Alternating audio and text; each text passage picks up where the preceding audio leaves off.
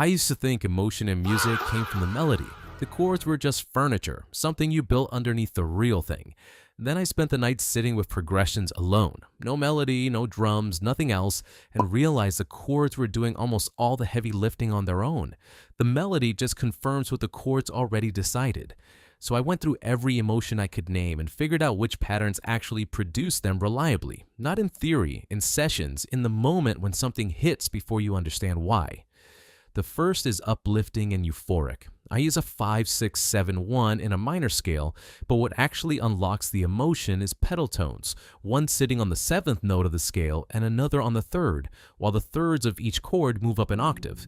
That voicing has a breathless joy to it that basic block chords never get close to. The second is deep and serious, 6, 7, 1, 7. The 7 chord at the end creates a pullback into itself that feels heavy and inevitable. Move the thirds up an octave. Close voicings make this one muddy when it should feel weighty. The third is neutral ground, which sounds like a strange target until you realize how useful it is. The same progression can sound melancholic with one melody sitting over it, then shift to something warmer with a different melodic choice. The harmony creates the space. The melody decides what lives in it. The fourth is tension without resolution. One chord held long, bass moving underneath it. Most people think tension needs movement, chord to chord, note to note.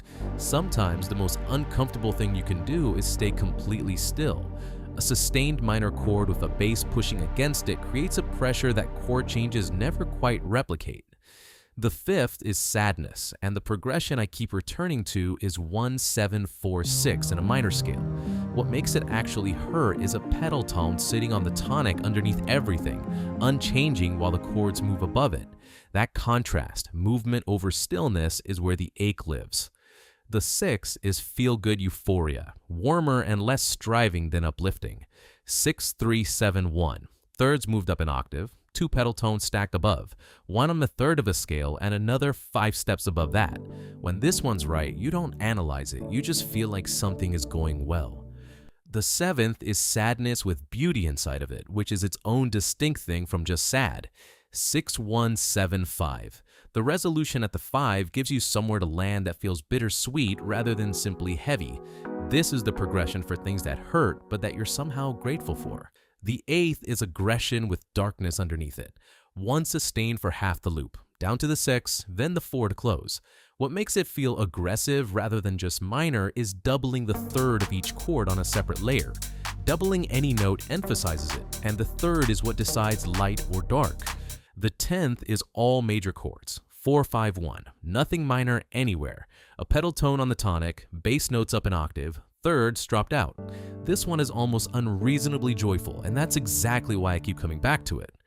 Chords are the fastest, most direct path to emotion in a track. Before the melody, before sound design, before anything else.